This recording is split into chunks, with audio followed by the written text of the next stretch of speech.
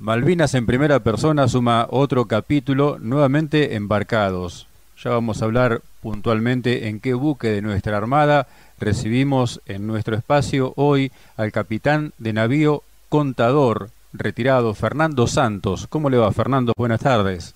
¿Qué tal? Buenas tardes, Fernando, y buenas tardes a la audiencia. Muchas gracias por la invitación. A mí me encanta exponer las vivencias de la larga travesía de mi unidad naval. Así que bueno, espero que tengamos un buen programa. Son necesarias estas charlas para que los argentinos de estos tiempos y de los tiempos que vendrán conozcan la historia contada por sus protagonistas. Exactamente, Fernando, creo que es muy importante.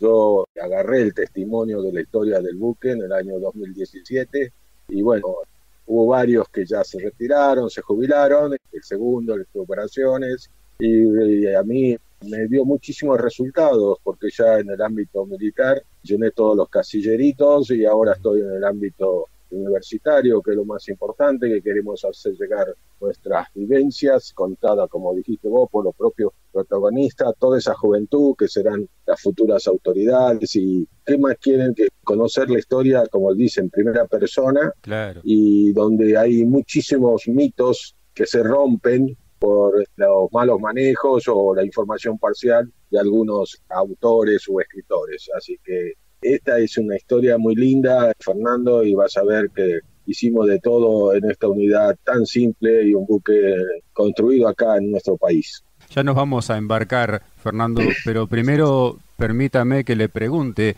dónde nació, dónde tuvo su infancia, dónde tuvo su adolescencia. Fernando, mira, yo nací en Santa María, Catamarca, un pueblito, bueno, ahora es una ciudad que integra, digamos, los valles calchaquíes con Cafayate y la ciudad de Tafí del Valle de Tucumán. Ahí hice mi primario, fue en dos etapas. En la primera etapa hasta cuarto grado, estuve ahí en Santa María, Catamarca, y después mi papá entró a trabajar en una empresa asociada a sus hermanos, que era la empresa de construcción hidroeléctrica, así que se fue allá a Pocitos, Argentino, al dique Itiyuro. Y bueno, y ahí terminé en la Escuela Provincial República de Bolivia, se llama, perdón. Terminé mi primario y después fue trasladado mi papá a la ciudad de Salta, al Campo Alegre, la obra hidráulica esa, y bueno, ahí ya terminé el secundario en la escuela del doctor Adolfo Güemes. Y bueno, mi inicio, digamos, profesional era que iba a estudiar para contador público nacional, dado que era perito mercantil, Ajá. y lamentablemente el destino me marcó, como dice, el primer puñal, que mi papá enfermó gravemente. Tuve que trabajar y estuve desde el 1975 al 78 trabajando porque había una empresa con hermanos, desinteligencias, y bueno, yo era el único hombre de la familia porque tenía dos hermanas mujeres, y hasta que se solucionó todo, se apuntaló, y bueno, en una de esas propagandas que iba a la Armada Argentina, uno de los colegios, me invitaron a participar, y ahí realmente se prendió la lamparita de que como yo quería estudiar, me había ido muy bien en la escuela secundaria, entonces me anoté y tuve la gran suerte que en el año 1979 ingresara a la escuela naval. No conocía Buenos Aires, no conocía el mar y no conocía la vida militar, así que para mí fue todo de golpe algo desconocido, pero como siempre digo, viste, con voluntad, perseverancia y compromiso, yo tenía muchísimas ganas de seguir y aparte ingresé a una institución excelente como es la Armada Argentina y bueno, por supuesto no fue fácil la adaptación, digamos, del periodo preliminar porque ten en cuenta que fue un golpe muy grande para mí el cambio de disciplina, de todo. Claro. Y los contadores en la Escuela Naval hacemos 2 años, Ajá. así que en el 81 regresamos y fue la última promoción, me tocó en el viaje de inclusión Londres. Ajá.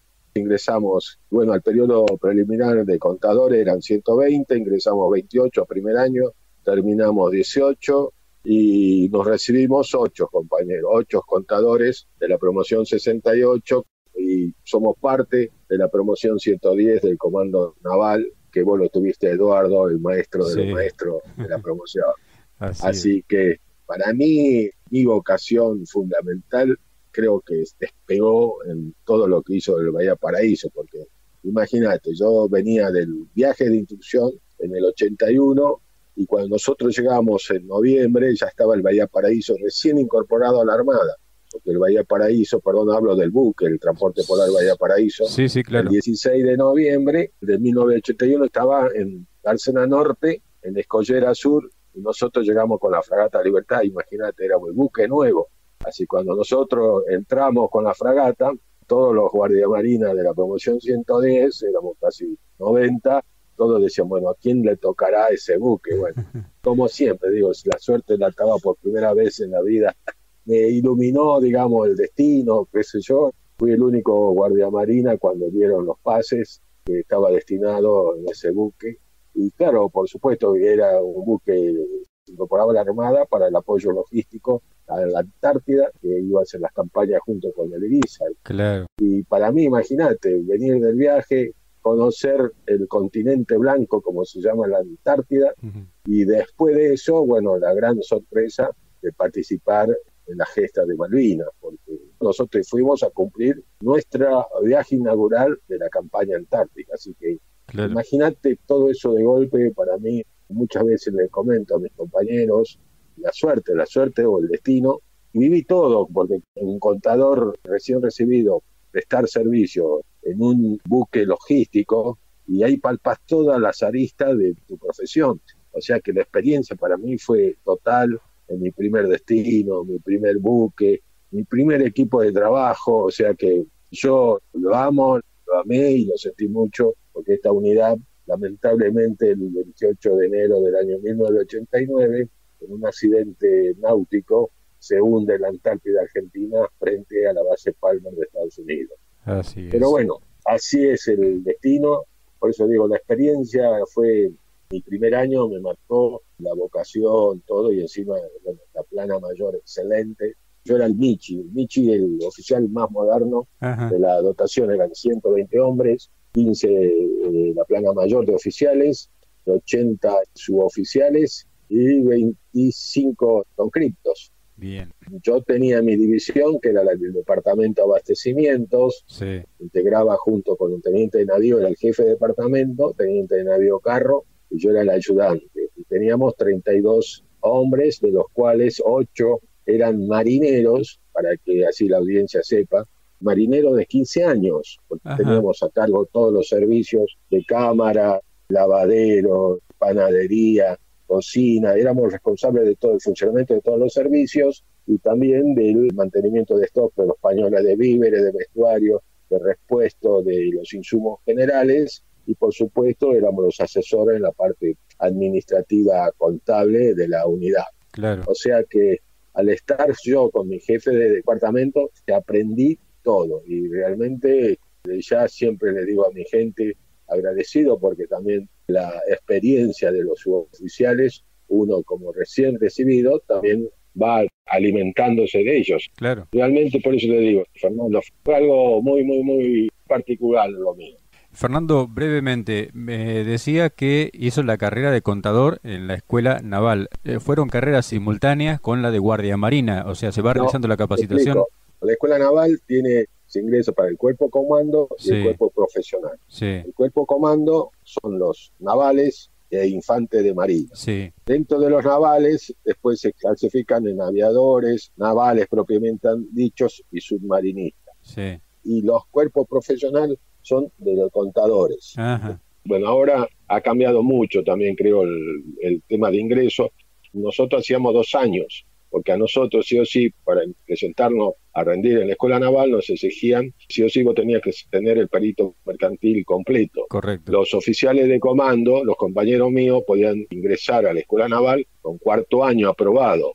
O sea, viste, no tenían un secundario completo. Bien. Y ahora todo aquel que quiere ingresar a la escuela naval, sí o sí tiene que tener el secundario completo, e ingresa al cuerpo también, comando y contadores, pero hacen 5 años todo. Bien. Antes nosotros estábamos favorecidos, digamos, pero bueno, transpirábamos, ¿eh? O sea, esos 2 años que la estructura o el plan de estudio hacía que sí o sí con 2 años saliéramos, pero bueno, transpirábamos mucho la camiseta, así que bueno, son 2 cuerpos nada más, Fernando. Bien. Otro dato que quiero rescatar y que destaque nuevamente, me decía que la dotación del Bahía Paraíso tenía marineros con edades de 15 años.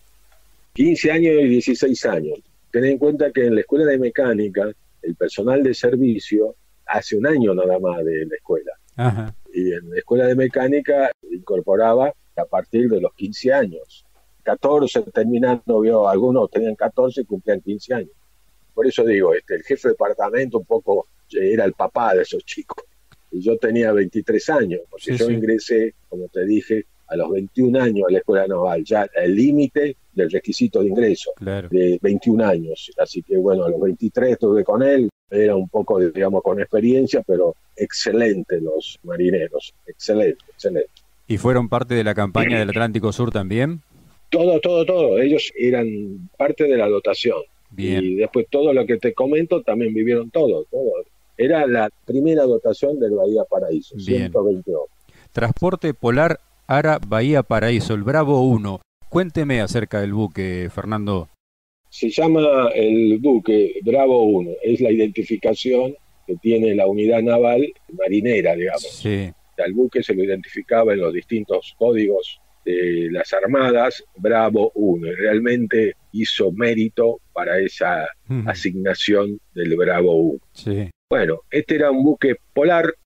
La Armada Argentina en el periodo del año 70 encargó a un astillero argentino, Príncipe Mengui, 4 prototipos de buques transporte, 3 transportes navales y este buque polar. Este buque polar se incorporaba para reforzar todo el apoyo logístico en la Antártida de Argentina, para trabajar conjuntamente con el rompehielo Almirante Irizar, el que abría surco, y nosotros llevábamos la carga pesada, bien. porque el Bahía Paraíso tenía, viste, una gran capacidad de bodegas, 3.500 metros cúbicos, tenía 2 bodegas inmensas.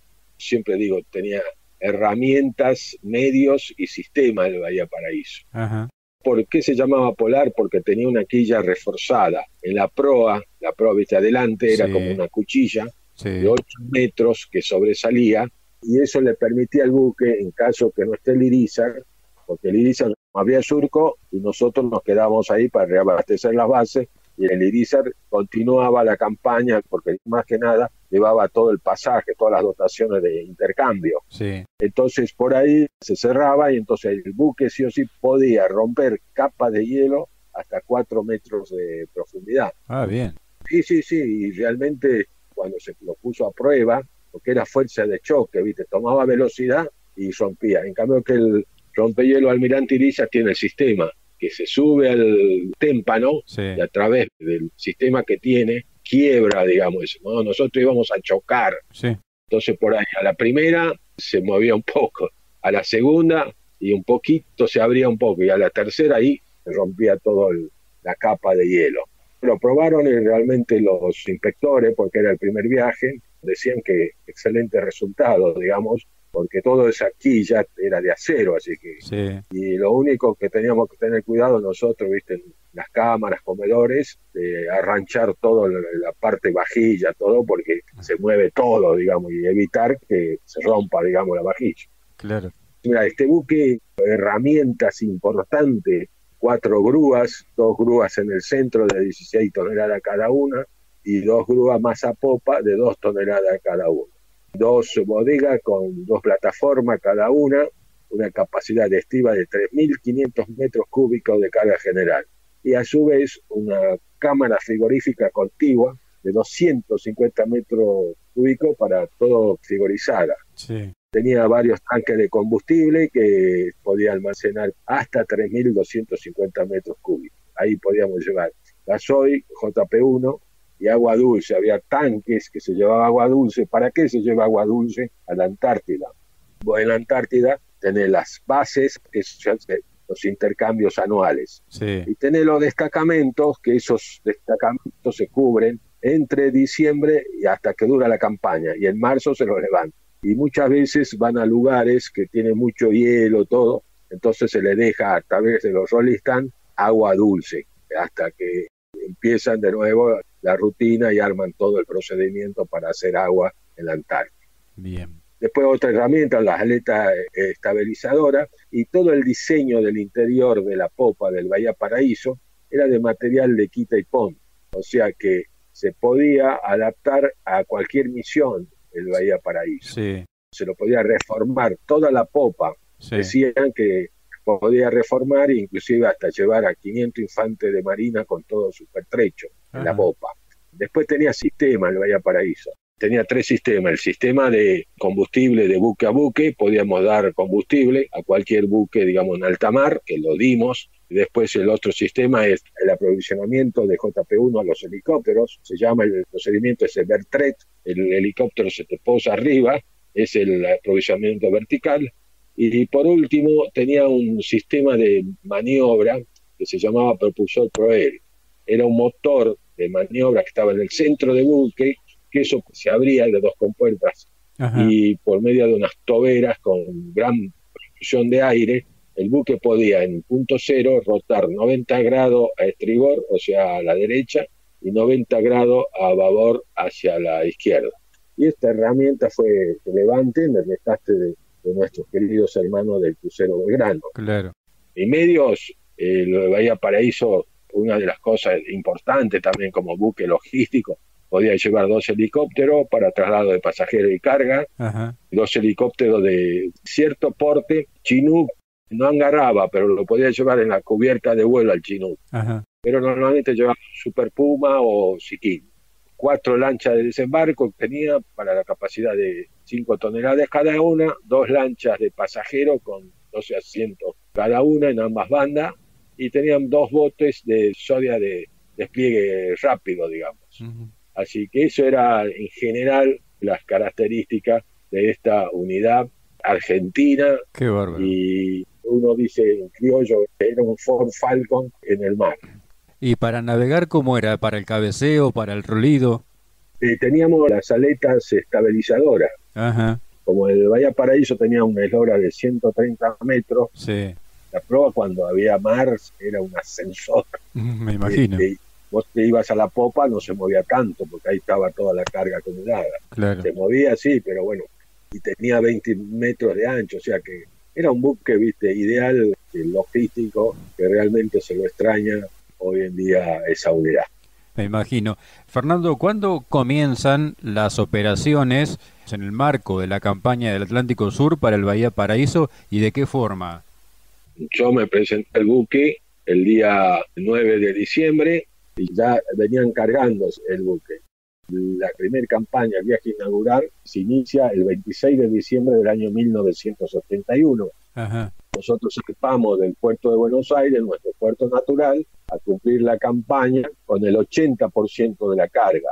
Fuimos hasta Ushuaia, llegamos el 29 de diciembre, y ahí se completó con combustible, ahí se cargó todo el combustible a full, y se hicieron 3 etapas a la Antártida, entre Ushuaia y la Antártida. Primera etapa se besó todo el JP1 Marambio, una inmensa cantidad de JP1. La segunda etapa, bueno, son las otras bases medianas, como la base Esperanza.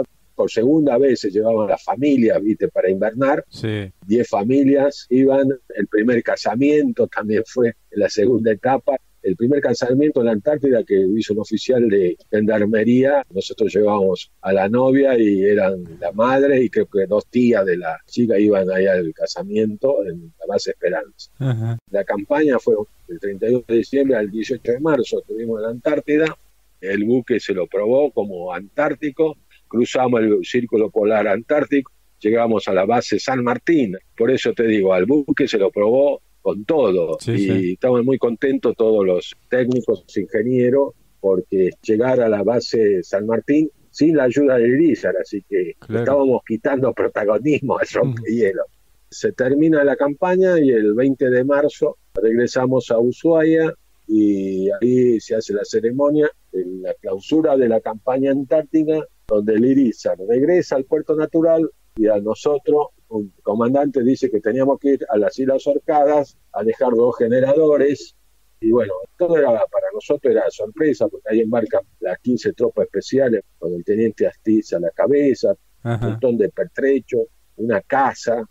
Únicamente íbamos a las Islas Orcadas. Ahí zarpamos el 21 de marzo, temprano zarpamos y llegamos a la noche a Orcada, o el 22 a la madrugada. Dejamos los 2 generadores y ahí el comandante, por difusor, dice que teníamos que cumplir una nueva misión ir a las Islas Georgias a darle seguridad y apoyo a un grupo de obreros que estaban desguazando las factorías. Ajá. No olvidé de comentarte que esta unidad, por eso le pongo que una larga travesía silenciosa, porque inició el 22 de marzo hasta el 27 de junio del año 1982. Fue un largo periodo. Sí. Estuvo en los dos teatros de operaciones, en Georgias y en Malvinas. Es el que inició y finalizó las operaciones navales. Llegamos el 24 de marzo a las Islas Georgias. Ahí también el comandante dice que este grupo especial iba a reforzar la seguridad a los obreros argentinos. Ten en cuenta que ya había ocurrido el incidente ese el 22 de marzo con el buque Buen Suceso, que lo había llevado a los obreros y toda la maquinaria de la empresa David II para que inicien el desguace. Ellos llegaron el 22 de marzo a las Georgias, Sí. habían desembarcado, habían izado la bandera, bueno, ese incidente con los ingleses. Bueno, nosotros llegamos el 24. Lo dejamos los 15 tropas especiales con todo su pertrecho en Puerto Ley y zarpamos para navegar todo el norte de la isla Georgias de este a oeste. Y bueno, ahí estuvimos navegando, nos toreábamos con el buque Endurance de los ingleses, era el buque científico que tenían los ingleses en la zona ahí de Georgias, que son los que habían llevado de Malvinas, los 22 Marines a las Georgias. Nos cruzamos 2 veces en alta mar con el Endurance. El comandante tiene una anécdota, porque el Endurance, te comento, en noviembre del 81 había estado en Buenos Aires, en el puerto de Buenos Aires. Ajá. Pasó antes de irse a la Antártida, y bueno, el comandante con el grupo de oficiales eran los coordinadores, o sea, lo habían recibido, viste, como protocolo, sí, a toda la dotación del Endurance en Buenos Aires. Ajá. Así que él decía que somos, antes éramos amigos, ahora somos enemigos. Y bueno, nos cruzamos 2 veces, seguíamos navegando, bueno, estábamos dando seguridad y apoyo a los obreros, teóricamente, hasta que el 31 de marzo el comandante por divisor informa que había una operación de recuperación de nuestra soberanía en las Georgias, en Grytviken, que son los 2 puertos más grandes de las Georgias. Te comento, la Georgia es un archipiélago conformado por 17 islas, islotes y peñones.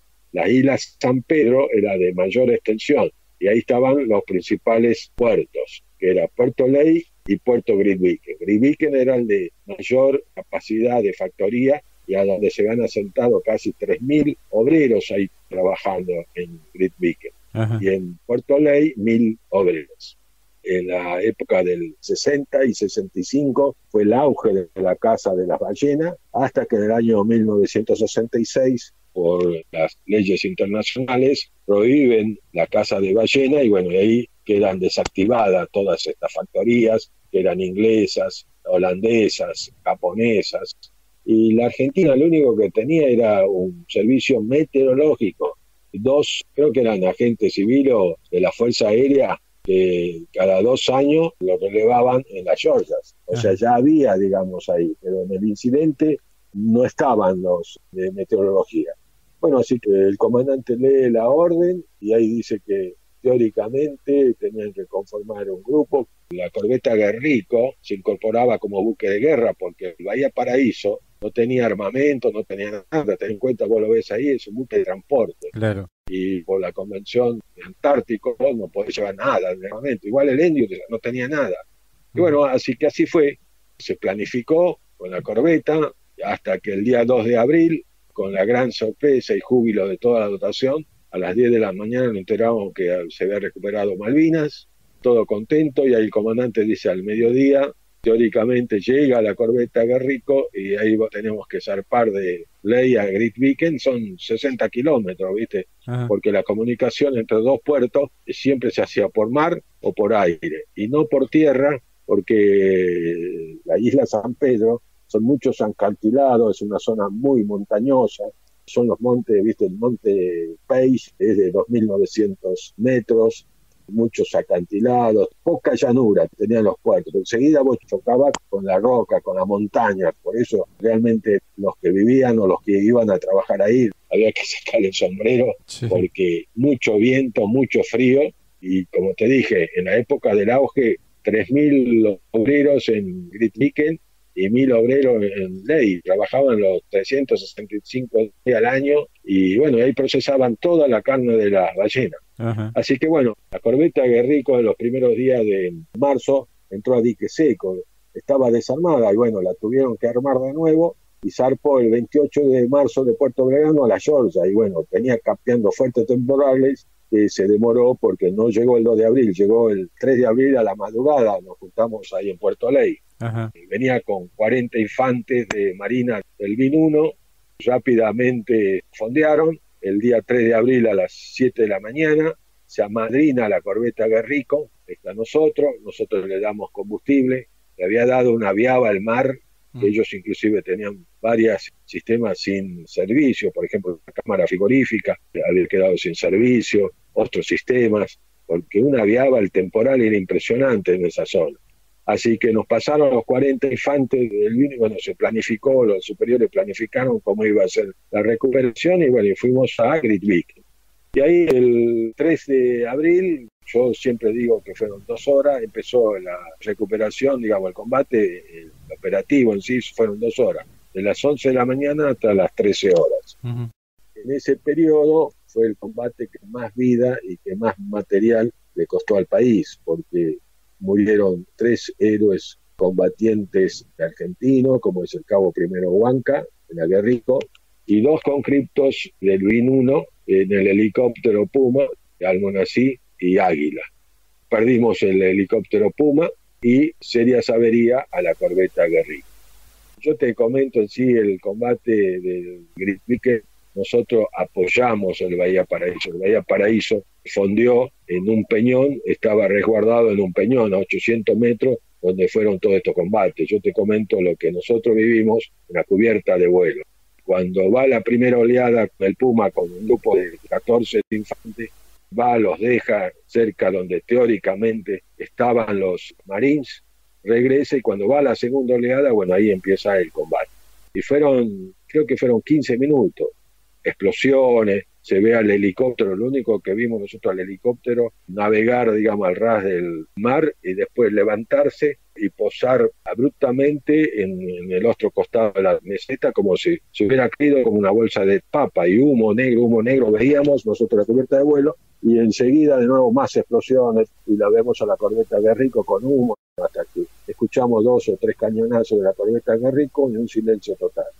Fueron momentos, como digo, nosotros pasamos de la rutina porque toda la cubierta de vuelo, el equipo de la cubierta de vuelo venía bárbaro, digamos, con un adiestramiento total, con 85 días de operación en la Antártida. Estábamos muy sólidos, de equipo, digamos, con los trinqueros, con todos los equipos de control de avería, todo. Y de golpe, digamos, del puente de comando dije de alerta, incertidumbre, preocupación, porque la LOE que lo teníamos volando no regresaba hasta que empezó a regresar y bueno, nosotros estábamos en la cubierta de vuelo, ya que en sí todos los momentos, digamos, de comunicaciones, todo se vivieron en el puente de comando. Claro. Y bueno, y después se empezaron a llevar los heridos del helicóptero, los trasladó el helicóptero Alouette, que también fue un protagonismo total el Alouette, que se voló todo. De las 10:30 de la mañana hasta las 6 de la tarde estuvo volando. Y bueno, y por lancha se fue a traer los heridos de la corbeta Guerrico, un compañero mío, el guardia marina Pinchitore, gravemente herido. Bueno, heridos tuvimos uno grave, que era el guardia marina Pinchitores, 2 graves tenues, que eran 2 cabos de la Guerrico, y 6 heridos conscriptos. 5 de infantes con el Puma, y 1 en el buque. Y tuvimos un herido inglés. Y bueno, y ahí tomamos prisioneros, 36 ingleses, 22 marines y 14 científicos. Eso es en forma general y rápida lo de las Georgias. A nosotros de la Georgia nos dejó, primero, como digo, creo que la orden era recuperar Grytviken y con el menor daño posible. O sea, viste, era una orden que tomás y bueno, y se asume mucho riesgo, digamos, golpear la puerta y decir, bueno, vengo acá, que te desalojen. Sí. Pero bueno, eso fue un riesgo total. Y otra cosa que faltó, como toda operación, vos tenés que tener el factor sorpresa. Y creo que no hubo sorpresa porque, como te dije, el 2 de abril se tomó Malvinas. Ese mismo 2 de abril, nuestro comandante superior, que era un capitán de navío trombeta, nos llamó a los científicos para decirle que se tenían que rendir incondicionalmente, y ellos dijeron que se rendían y que no sabían dónde estaban los Marines. Ajá. Claro, los Marines ese día, ten en cuenta que se habían atrincherado en una zona de la meseta y bueno, ellos nos dieron la sorpresa a nosotros. Creo que fueron las dos conclusiones que saco. Nos falló el factor sorpresa, digamos. Claro. Eso fue en forma general, nos dolió muchísimo los 3 héroes combatientes caídos. Se respetó totalmente, digamos, a los prisioneros, se los alojó, porque también, viste, el buque vivió un montón de cosas, porque al rendirse los ingleses, rápidamente el comandante, a todo el control de habilidad del buque, dice, bueno, vamos a preparar, el buque tenía para llevar 80 pasajeros también en popa. Ajá. Con esos camarotes los vamos a adaptar para alojar a los Marines, Sí. que teníamos que tener cuidado con eso, porque eran profesionales. Y los 14 científicos no hay problema, los poníamos en otra banda. Todo civil, ingeniero, oceanógrafo, había muchos investigadores. Así que bueno, también se tuvo que preparar en 3 horas, 4 horas, todo el buque, darle seguridad para que no haya sobresaltos. Gracias a Dios no hubo ningún sobresalto y se respetó todo. Y te puedo contar esta anécdota de un herido inglés que estaba en el antebrazo, 13 esquirlas. El médico nuestro era anestesista. El médico de la corbeta Guerrico era clínico. Y gracias a Dios, uno de los integrantes del grupo especial de Teniente Astiz estaba el doctor Cardilav, que era un médico cirujano de Maimará, Jujuy, recibido en la Universidad de Córdoba y tenía 1 metro, ponele, chiquitito, 1,55 m. Ese doctor lo operó a mi compañero Pinditore 3 veces. Trabajó el día 3 de abril, de las 3 de la tarde hasta el 4 de abril a las 6 de la mañana, operando, sacando esquirlas, curando heridos. Y cuando vino a las 6, 7 de la tarde en inglés, el teniente Mills, que era un subteniente Marines de 22 años, cuando vio la situación, dijo, no lo opere. Le dimos morfina para el dolor. Entonces el doctor Carrilá le dice, mire, yo sí o sí tengo que sacarle la esquirla porque va a originar infección. Claro. Y el sargento estaba dormido, ¿viste? Dormido totalmente. Y bueno, lo alojó en la enfermería y el día 4 a las 2 de la mañana lo fueron a despertar al teniente Mills. El sargento tenía casi 40 grados de fiebre y estaba un dolor terrible. Y bueno, el teniente Carrilá le dice, ¿usted no quiere que lo opere? Cuando llegue al continente le van a amputar el brazo. Y ahí el sargento dice, opéreme ya. Y el teniente Carrilá lo operó, le sacó las 3 esquirlas, le limpió toda la herida. Y ese herido, así como se cuentan las historias, como todos los heridos, nosotros zarpamos el 4 de abril de las Georgias y fuimos llegando a Río Grande, se desembarcó los heridos, inclusive el inglés, y el inglés, así como fue al Hospital Naval de Puerto Belgrano, y ahí le pusieron prótesis en el antebrazo porque tenía todo el hueso astillado, todo estaba hecho de goma el hueso. Claro. Así que la anécdota de que no le amputaron el brazo, creo que fue después de años, hubo un reconocimiento a la Armada y sobre todo felicitación a los médicos que actuaron. No sabemos nosotros si al teniente Carrilaf lo invitaron a Londres para hacerle un reconocimiento y le pedían disculpas del incidente el teniente Mills. Después de Georgia, ¿cómo siguió la actividad para el Bahía Paraíso? Pasó las Georgias, el 4 de abril zarpamos a la tardecita, la corbeta Guerrico zarpa con nosotros y nos agarró un temporal impresionante, viento de 80 kilómetros, mar 5, mar 6.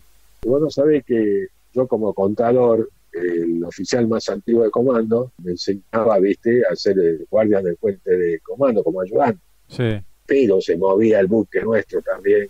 Y me decía, salga al alerón y vea dónde está la corbeta. Y la corbeta se le veía la antenita y se metía totalmente al mar. Subía y bajaba, era como un submarino. Impresionante, por eso digo, tan marinera esas corbetas, impresionante. Nos pegó una riada impresionante hasta que llegamos cerca de Río Grande, que desembarcamos el herido, y la corbeta directamente ya se fue a Puerto Belgrano. Bueno, seguíamos navegando y llegando a Comodoro Rivadavia, el comandante por difusor dice que habían ordenado a Bahía Paraíso a hacer primero un puente logístico móvil con helicóptero, y a trasladar los helicópteros de menor porte del ejército argentino a la aproximación a la isla Malvinas. Ajá. Así que nosotros hicimos 3 viajes, desde el 6 de abril al 10 de abril, y ten en cuenta que el 7 de abril ya los ingleses habían declarado la zona de exclusión en las Islas Malvinas. Sí. Teóricamente nosotros sorteamos 2 veces la zona de exclusión, pero eso sí, teníamos que tener en cuenta que estábamos con los prisioneros, o sea que teníamos una carta fundamental de garantía. No pasó nada, según uno de los comandantes del submarino, decía que siempre lo tenían al Bahía Paraíso, totalmente bloqueado, pero que él no iba a tirar porque sabía que estaban los prisioneros ingleses en el buque. Claro. Así que bueno, se cumplió con esa tarea y llegamos a Puerto Belgrano. Nosotros tuvimos 10 días con los prisioneros. El 14 de abril llegamos a Puerto Belgrano, a la base naval Puerto Belgrano, desembarcamos los prisioneros ingleses, 22 marines y 14 científicos, y rápidamente embarca los ingenieros del Arsenal Puerto Belgrano y comunican al comandante que el buque había sido designado buque hospital. Los ingenieros ya habían diseñado todo, cómo iba a ser la popa, todo, o sea que el comandante ordenó sacar todos los pañoles, así que todo eso se concentró a proa, y ahí el ingeniero patrón dice que el buque va a tener una capacidad de 300 camas, va a contar con una sala de internación general con 250 camas, que era una plataforma en una de las bodegas, Sí. una sala de terapia intensiva con 25 camas, una sala de cuidados intermedios con 25 camas, le agregaban 3 quirófanos, el buque tenía 1, o sea que iba a quedar con 4 quirófanos, un laboratorio de análisis clínico y hemoterapia, una sala de yeso, una sala de rayos, una sala de desintoxicación química, una central de sanidad en combate, una pileta que fue fundamental de acero inoxidable para el tratamiento de heridos quemados, eso también lo implementaron en una de las plataformas de la bodega, farmacia, los botequines de emergencia, bueno, un montón de herramientas de un hospital.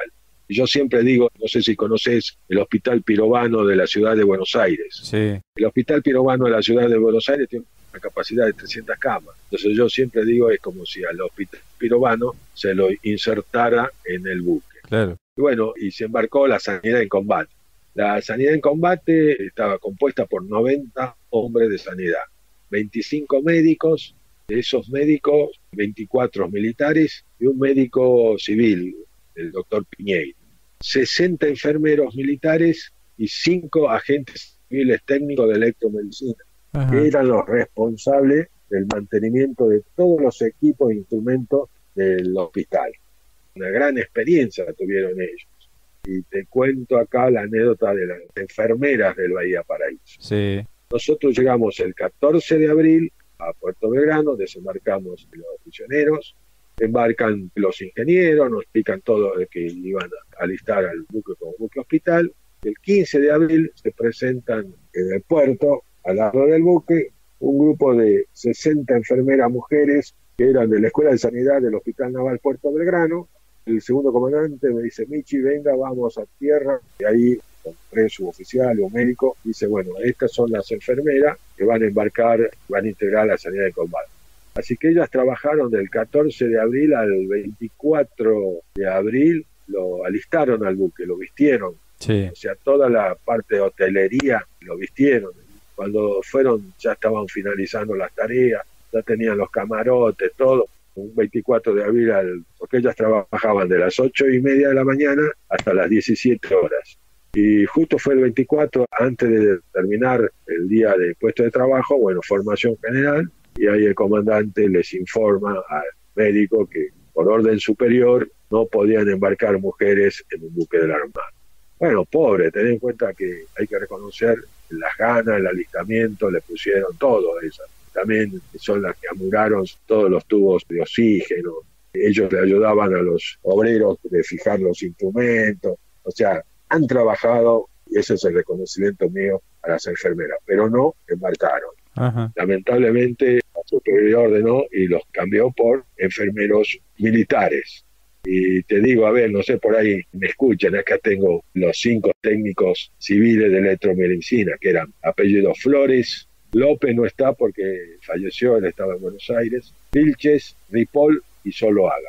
Bien. Eran los 5 que nos acompañaron durante la campaña de buque hospital, o sea, desde el 14 de abril, que fue la segunda etapa, al 26 de junio.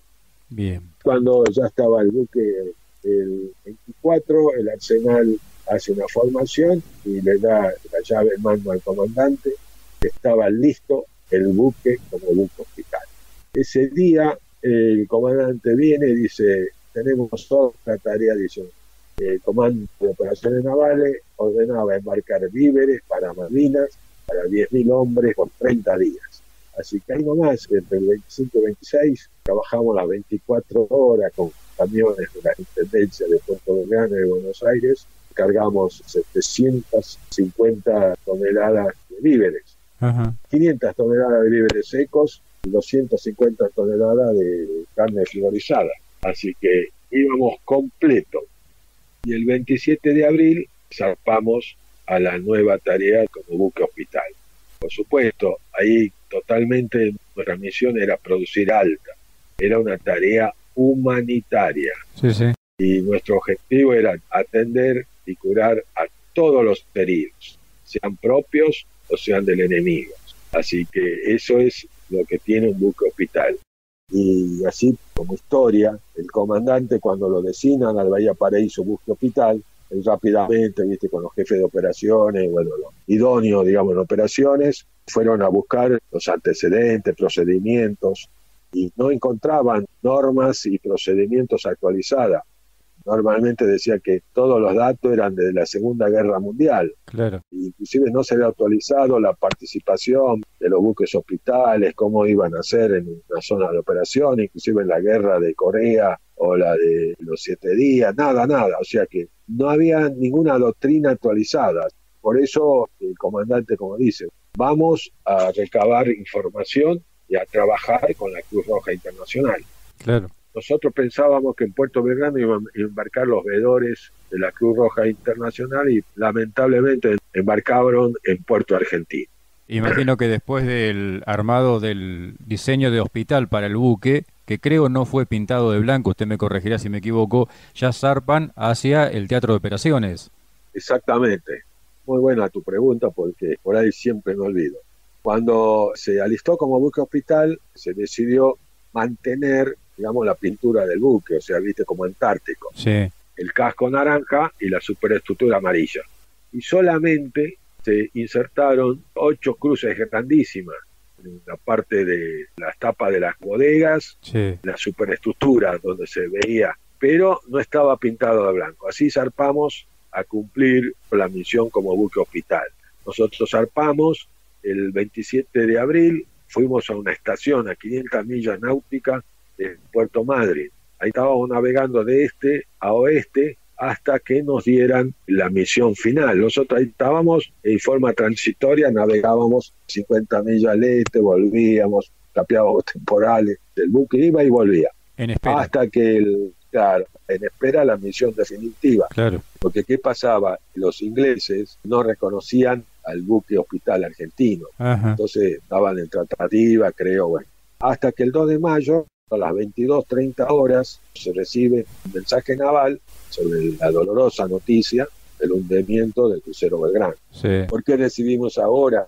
Porque ten en cuenta con mucho temporal, los sistemas o los equipos por ahí no captan bien la onda, y bueno, recién a las 22:30 nos enteramos que el comandante rápidamente, sin recibir el segundo mensaje, confirmaban el desplazamiento a la zona del hundimiento, ya puso proa directamente a la zona del hundimiento.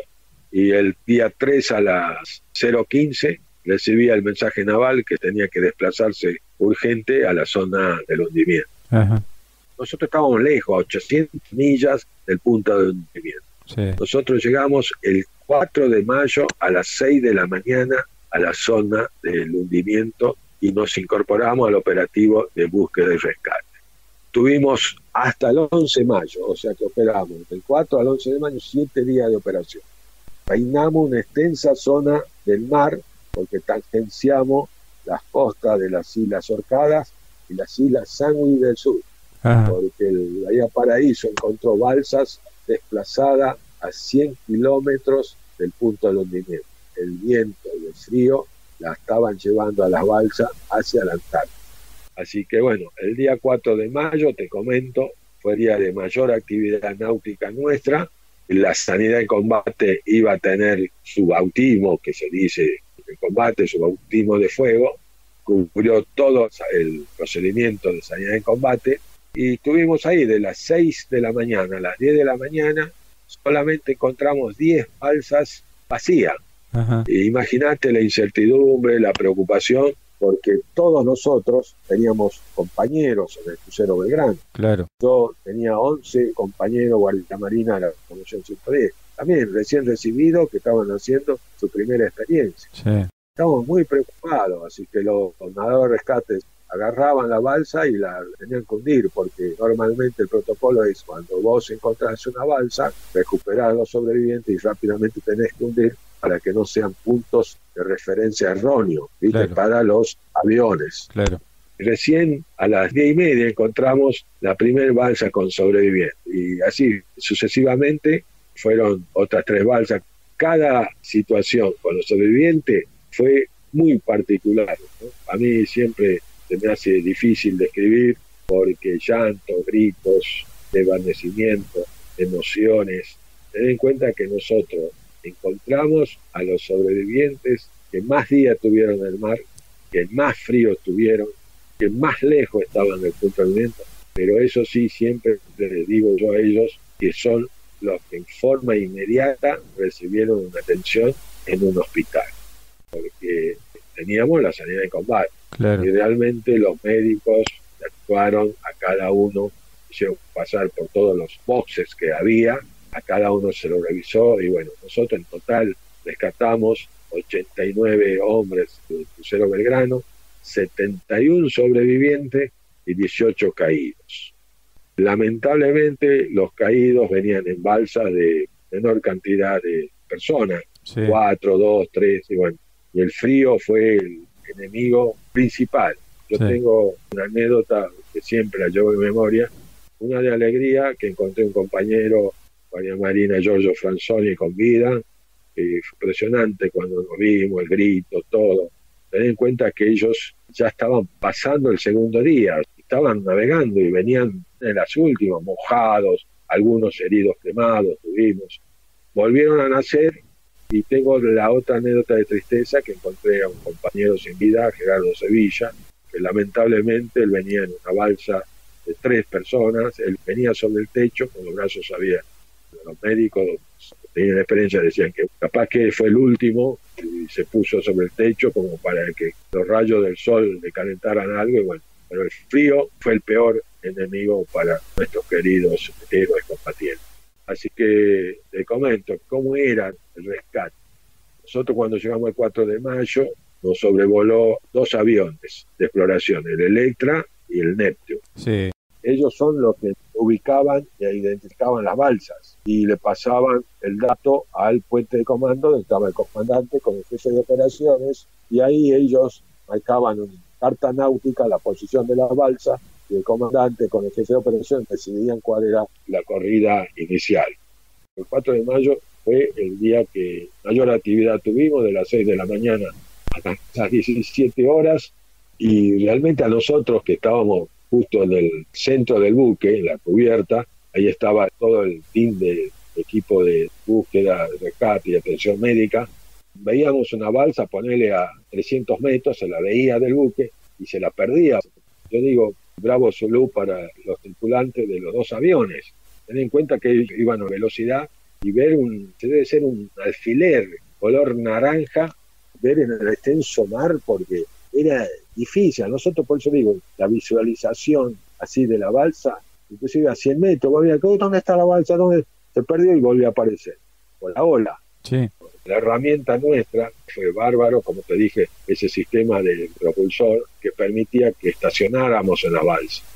Porque los otros buques participaron, que fue el aviso de Uruchaga, el destructor Piedrabuena y el destructor Bullard. Ellos eran por la corrida, venían con la corrida, y si no enganchaban el cabo o la soga que le tiraban el que estaba en la balsa, entonces tenían que volver a hacer la maniobra, y son media hora, ten en cuenta que el buque va a dar vuelta y vuelve a encontrar la balsa. En cambio nosotros la ubicaba la balsa y era como si el Bahía Paraíso, por ese sistema que tenía, estacionara en la balsa. Así todo, había demora, tener en cuenta que muchos ya estaban, como diciendo, en las últimas. Siempre digo que el rescate del crucero Belgrano a nosotros nos hizo vivir parcialmente el dolor que siente un marino, ¿no? Porque rápidamente abandonar el buque ante una situación de impotencia para sobreponerse y sobrellevar ante una supervivencia desconocida y encima afrontar todas las adversidades. O sea que bravo Zulú a los sobrevivientes, porque hay que estar, yo digo, mi compañero, por ejemplo, Franzoni, que nos encontramos y después que los médicos lo revisaban todos, ellos nos decían que estemos apegados porque no teníamos psicólogo, nada, nosotros en el buque hospital teníamos el capellán, nada más, y ellos nos decían, estén juntos, traten de hacerlo dormir y, como te digo, mi compañero el primer día que estuvo en el buque no durmió, hablaba y bueno, hasta que al segundo día cayó. Y como te digo, de los 71 sobrevivientes, 16 quedaron internados en la sala general con algunas quemaduras que tenían, leves, y se practicaron 7 intervenciones quirúrgicas, 4 por quemaduras profundas, un apendicitis y 2 por traumatología. Creo que como conclusión, el rescate del crucero Belgrano, vivimos la segunda situación real vivida. La primera fue el combate de la Georgia, y bueno, el buque fue el último en incorporarse al operativo de búsqueda y rescate. Teníamos ciertas facilidades, era un buque hospital, así que bueno, gloria y honor para los 323 héroes combatientes que dieron su vida por la causa Malvinas. Y yo siempre un recuerdo especial para mis 3 compañeros guardiamarinas que también perecieron ahí: Emilio Torlaschi, Gerardo Sevilla y Juan Aguirre. Fue el acontecimiento más emotivo que tuvo la primera dotación del Bahía Paraíso.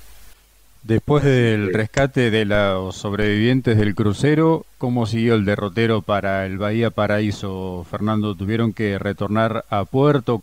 Mirá, como estábamos ya cerca de Ushuaia, sí, el buque entró a Ushuaia el día 12 de mayo, sí, llegamos a Ushuaia y ahí recibimos la orden que sí o sí la Cruz Roja Internacional exigía que el buque hospital se pintara de blanco, totalmente de blanco, inclusive los helicópteros que eran nuestras ambulancias. Bien. Así que bueno, ahí tuvimos del 12 de mayo hasta el 29 de mayo en Ushuaia, porque ten en cuenta, no sé si conoces la zona de Ushuaia, y es una zona de agua-nieve, llovizna, nieve, era muy difícil que fragúe la pintura. Claro. Inclusive para pintar los 2 helicópteros, el Puma y el Alouette, que eran los ambulancias, también participó gente del Arsenal Puerto Belgrano, del laboratorio de pinturería, vinieron y también tenían que tener muchísimo cuidado. A 24 horas estábamos de guardia porque avisaban, digamos, el meteorólogo, bueno, se puede pintar, y capaz que era una hora porque enseguida mucha humedad y no podía, así que bueno, así logramos pintarlo totalmente de blanco al buque, y los ingleses seguían no reconociendo al buque hospital argentino. El 29 de mayo se ordena zarpar a la isla de los Estados y ahí pensaban que iban a llegar los veedores y no, los veedores ya estaban en Puerto Argentino, así que ordenaron zarpar el buque hospital hacia el Teatro de Operaciones Malvinas. Entonces el comandante, como tenía esa novedad de que los ingleses no reconocían al buque hospital argentino y no autorizaban al cruce, entonces a toda la dotación le ordenó que nos preparáramos 2 equipos de supervivencia, uno personal con ropa y después todos los jefes de balsas, cajas de víveres de refuerzo, sí, y todos alojados en la superestructura del buque, tanto en proa como en popa.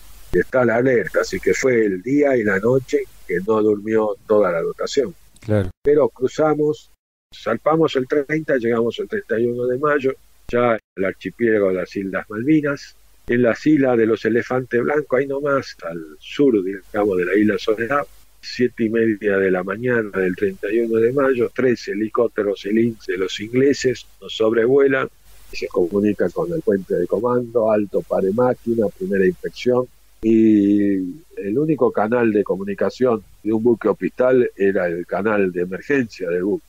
Así que bueno, se comunicaban de eso, y uno de los helicópteros también desplegó un cartel en castellano que decía alto, pare máquina, primera inspección.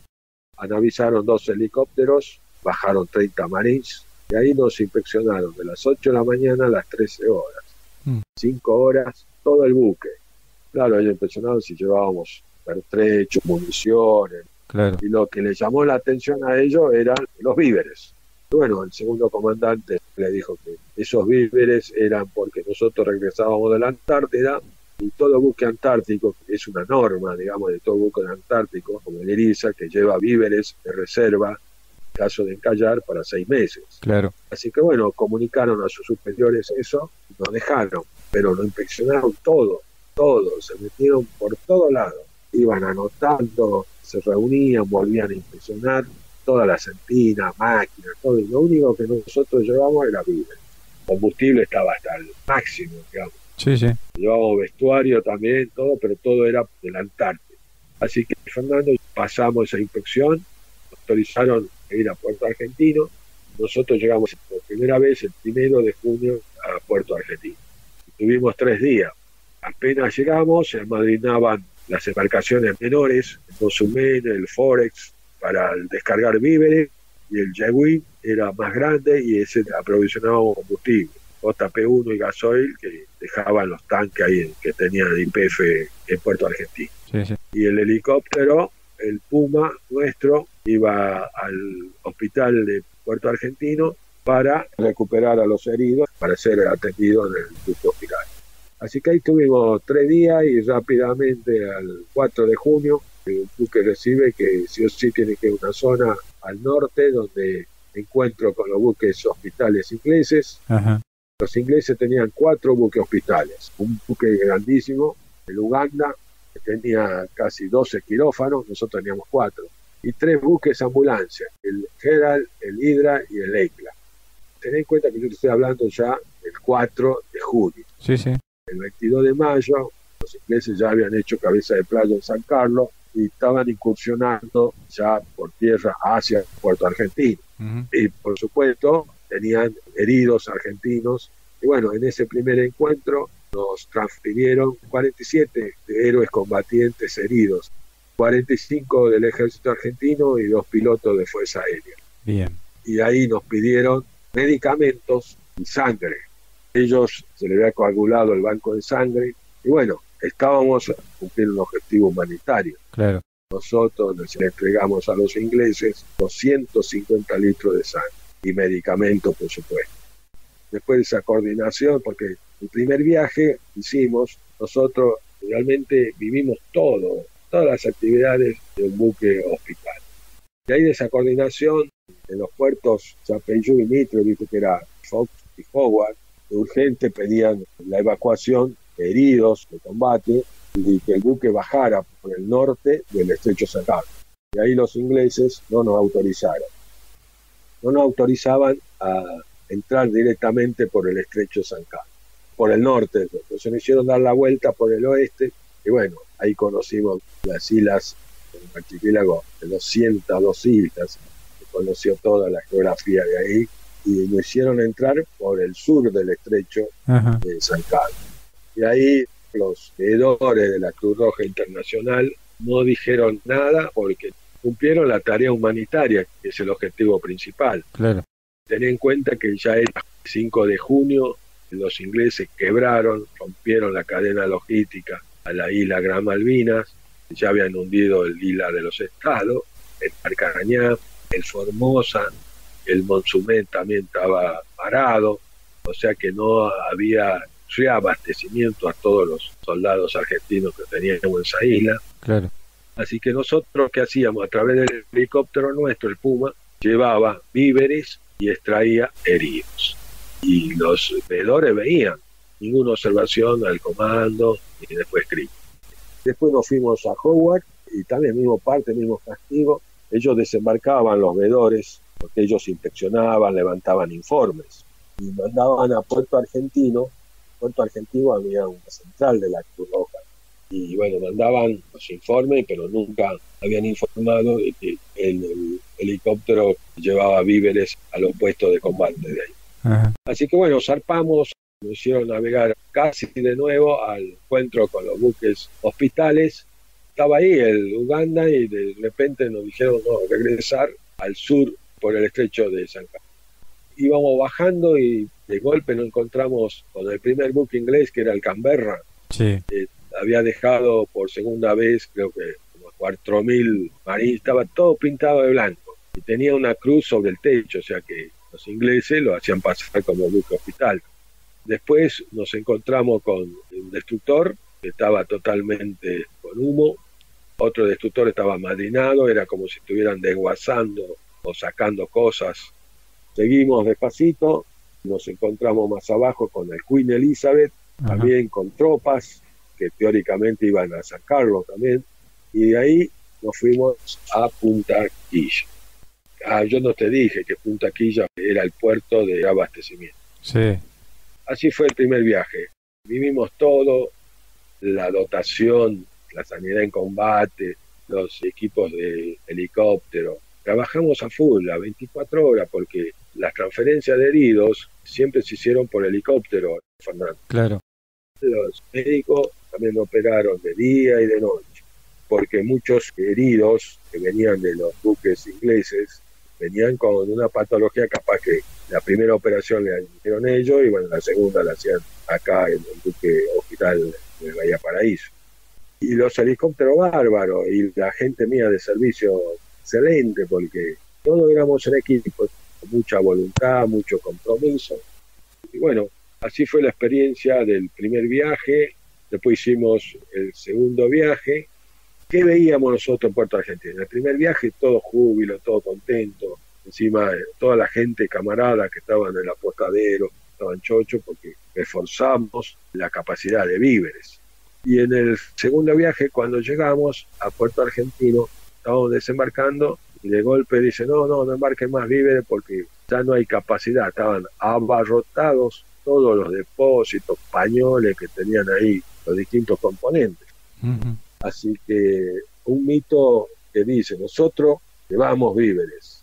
Lamentablemente, creo que el problema principal fue esos víveres que estaban en la Poderosa Malvinas, acercarle a los combatientes a las distintas zonas que estaban operando, porque no volaba nada. Por eso te digo, ya el 31 de mayo, ningún buque argentino vimos, ningún helicóptero de combate volaba a la zona, así que los únicos que volaban eran los ingleses. No vimos ningún ataque de nuestra querida Fuerza Aérea, que hubo, pero no vimos nosotros. Entonces ahí en ese primer viaje había mucho júbilo, estaban contentos. Y en el segundo viaje que entramos del 9 al 12 de junio, ahí ya nos dimos cuenta nosotros que los bombarderos, las explosiones, las noches eran de día porque mucha bengala y cada vez el enemigo estaba más cerca. Y bueno, yo le decía a mi colega, señor, mire, ¿qué pasa? Dice, no, vamos a contraatacar, vamos a contraatacar. Terminamos el segundo viaje, zarpamos el 12 de junio, fuimos a leer al Bolugón, sacamos también heridos y nosotros llegamos el 14 de junio a Punta Quilla. Ajá. Y ahí el comandante por difusor dice, se firmó la capitulación de Puerto Argentino. Un dolor terrible, para nosotros mismos una gran sorpresa. Muy triste todo, zarpamos de Punta Quilla porque el buque no sabía qué es lo que iba a pasar, cuál iba a ser la misión o si ya regresábamos a nuestro puerto natural. Sí. El comandante dice, no, nos ordenaron regresar a Puerto Argentino, a Puerto Stanley, porque ya el 14 de junio ya era Puerto Stanley, así que bueno, regresamos el 15 de junio, fue el último encuentro con el buque Uganda, nos pasó también 50 heridos argentinos, combatientes, ya no le entregamos medicamentos, ya le habíamos entregado sangre, todo, no nos pidieron nada, fue el último encuentro. Y el 17 de junio, llegando, digamos, cerca de Puerto Argentino, bueno, sabés que nos hicieron pasar por el centro del núcleo de la flota inglesa. Estaba medio con neblina y de golpe a medida que nos acercábamos, claro, empezamos a ver, qué sé yo, como 30 buques mercantes inmensos, todos con plataformas de helicóptero y como 14 buques de guerra que estaban intercalados con el buque. helicópteros volaban todo el tiempo, lanchas, lanchones, llevando material, sacando material de puerto argentino. Realmente, por eso digo, testigo mudo de los acontecimientos. Sí. Nosotros estábamos ahí, íbamos a la dársena, y ahí fue cuando nos encontramos con el Canberra de nuevo, que estaba embarcando. Nosotros pensábamos que eran marines, que eran nuestros soldados, Sí. 5.000 que llevaron a Puerto Madryn, creo, y después a nosotros, el 18, nos empezaron a embarcar, creo que fue a la 1 de la tarde, hasta las 6, en lancha, lanchones de A80. Bueno, la salida en combate también se cortó, porque todo lo que ingresaban, los soldados, sacaba todo el uniforme, la tijera, ¿viste? Sí, sí. Lo hacían bañar en la pileta esa, una muda nueva, le daban un tipo de combate nueva, lo revisaban, un rancho bien caliente, reforzado, claro, porque estaban muchos con hambre, porque del 14 de junio habían comido muy espaciadamente, y algunos, bueno, tenían algunos problemas, ya venían con antecedentes. Y nuestra capacidad era de 300.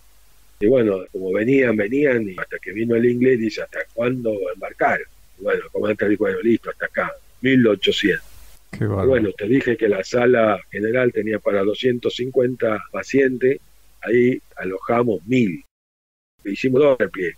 El primero con estos 1800, que era la mayoría de soldados del ejército argentino, y en el segundo repliegue 600, y había 400 del batallón 5, y 2 situaciones vivimos la dotación.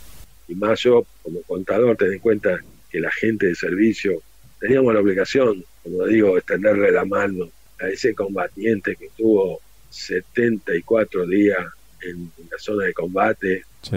Fue una zona de operación muy particular que también a ellos le costó mucho. Teníamos la obligación de ayudarlo, de mimarlo, abrazarlo, de palmearlo, y estaban caídos los primeros, en el primer repliegue, muy cansados. Entonces lo fuimos alojando hasta Kiel en el 250, y el comandante ordenó toda la banda de estribor meter al resto. Así que bueno, hicimos con mantas grises que le llaman acolchado, como colchón, y algunos durmieron, son casi 16 horas el cruce de Malvinas a Punta Quilla, 16, 17 horas. Bueno, sabés que algunos durmieron todo el viaje y otros no, y ya el segundo día, esa noche comieron, tuvimos de comer hasta las 6 de la mañana.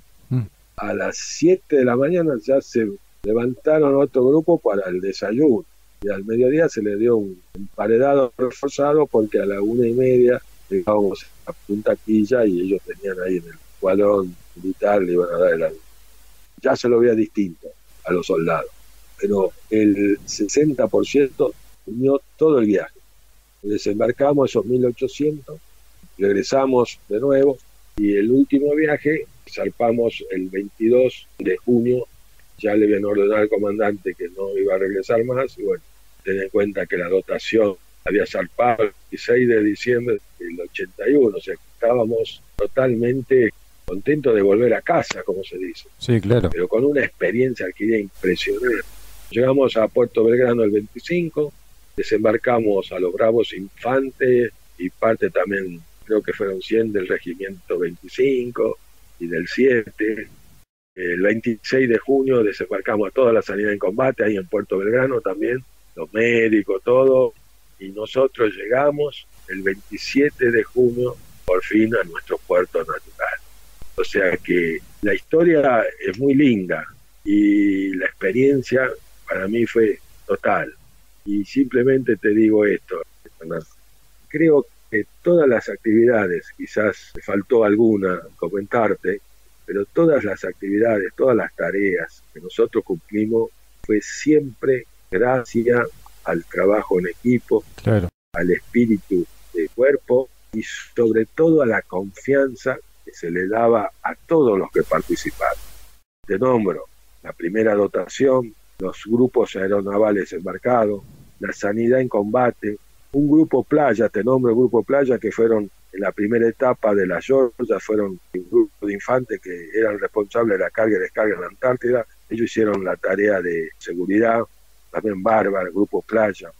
Todos los ingenieros navales, electrónicos del Arsenal Naval de Puerto Belgrano, a los equipos de trabajo de la Dirección de Abastecimientos Navales por hacernos llegar los efectos a Punta Quilla. En la Intendencia de Puerto Belgrano a Punta Quilla creo que son 1.800 kilómetros, 1.500 kilómetros, y la Intendencia de Ushuaia que nos proveía combustible a JTP1, que son 800 kilómetros de Ushuaia a Punta Quilla.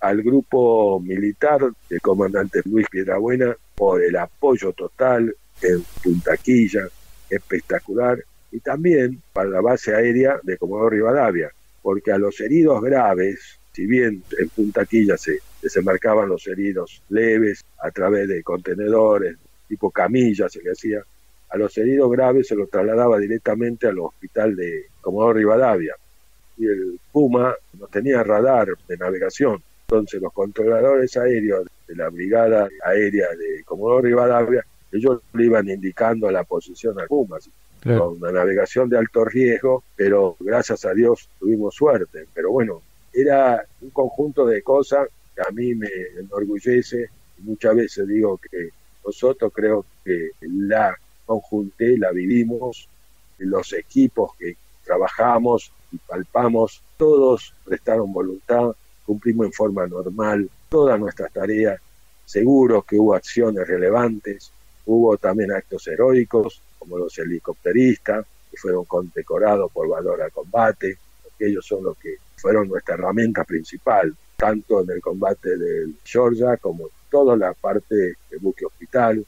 Ellos eran las ambulancias, todo, así que para mí fue, una experiencia grande, y como digo yo siempre, creo que Malvina tiene que ser una causa que debe unir a todos sin distinción política. Y qué lecciones aprendidas, que es lo principal. Tuvimos mucho nosotros, pero una de las que quedaron y que nacieron del Bahía Paraíso, como te comenté que no había doctrina actualizada sobre la situación de los buques hospitales, en octubre del año 1982, a través de la Cruz Roja Internacional, lo invitaron al comandante del buque, comandante Ismael Jorge García, y al jefe de la Sanidad de Combate, doctor Pascual Pelicari, a participar del simposio de las Armadas Internacionales en Estados Unidos, en Nueva York, conjuntamente con los veedores de la Cruz Roja Internacional.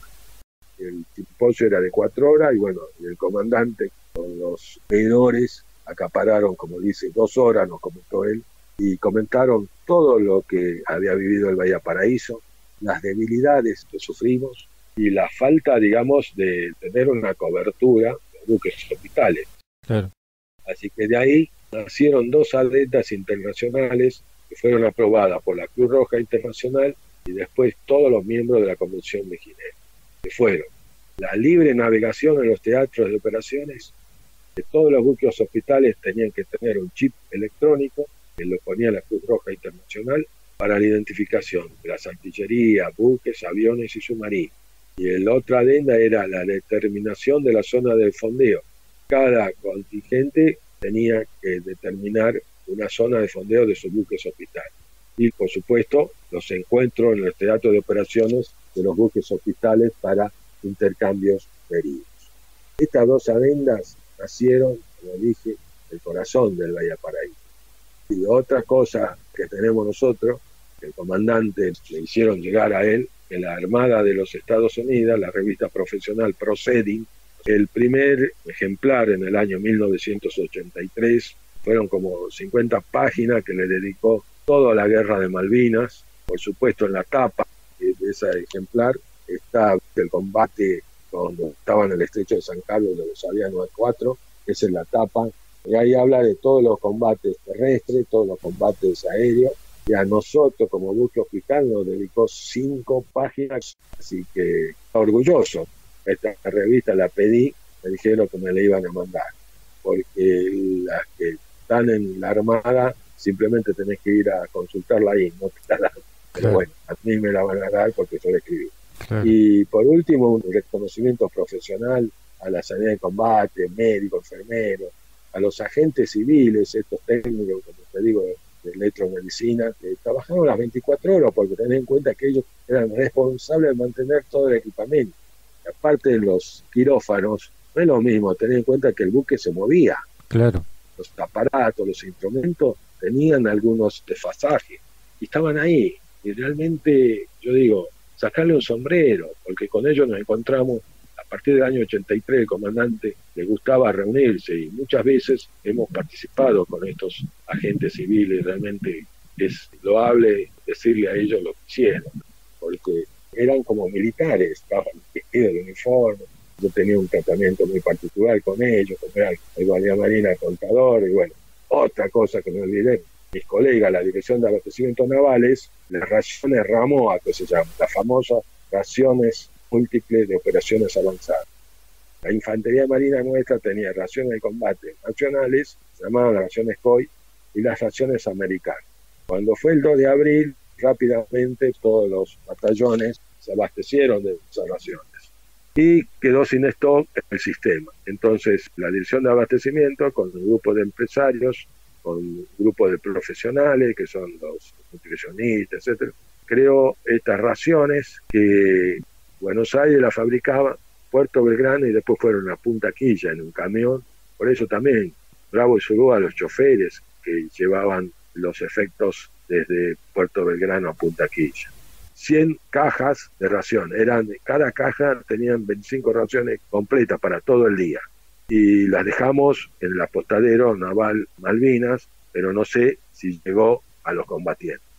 Así que bueno, creo que teóricamente te di un barniz de lo que hicimos nosotros. Anécdotas tengo muchas, y como yo digo siempre, creo que nosotros los veteranos de guerra de Malvinas somos una anécdota ahora con historia. Lo que siempre le digo a todos los jóvenes, que ellos lean, qué raro que el Reino Unido en el año 2012 tenía que dar a conocer sus archivos de la guerra, y lo prorrogó 70 años. Sí.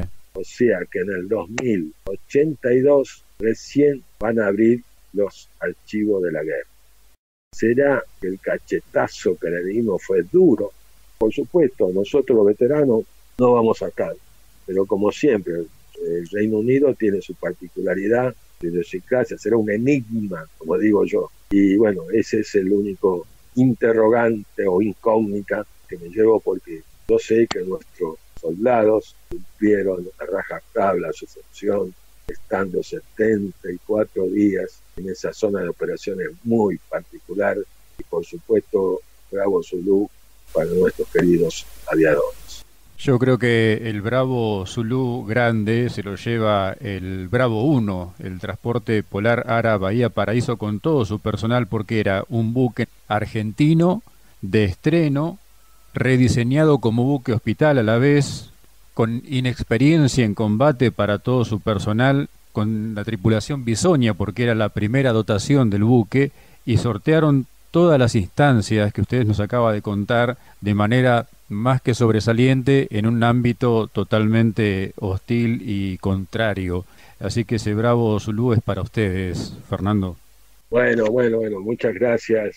Sí, me olvidé de contarte que la dotación era un joven buque para una joven dotación. Claro. La edad promedio era 25 años. Claro. Y te digo, para la experiencia de la dotación, era de los 120 hombres, un 40% era del Bahía Aguirre, porque el Bahía Aguirre queda desactivado al incorporarse el Bahía Paraíso. Bien.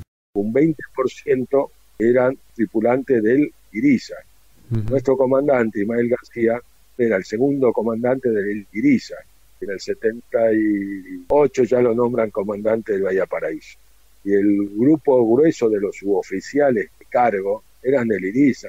Por eso digo, yo aprendí un montón con esa gente. Claro. Tenía una experiencia total. Y realmente a mí Malvinas me dio una experiencia muy particular, muy personal. Por eso quiero agregar a todos el único mensaje que les digo, que Malvinas nos marcó dos hitos grandes. Uno, la historia argentina, porque después de 149 años de usurpación por parte del Reino Unido logramos recuperar la tan ansiada soberanía del tan valorado suelo, porque nos faltaba eso.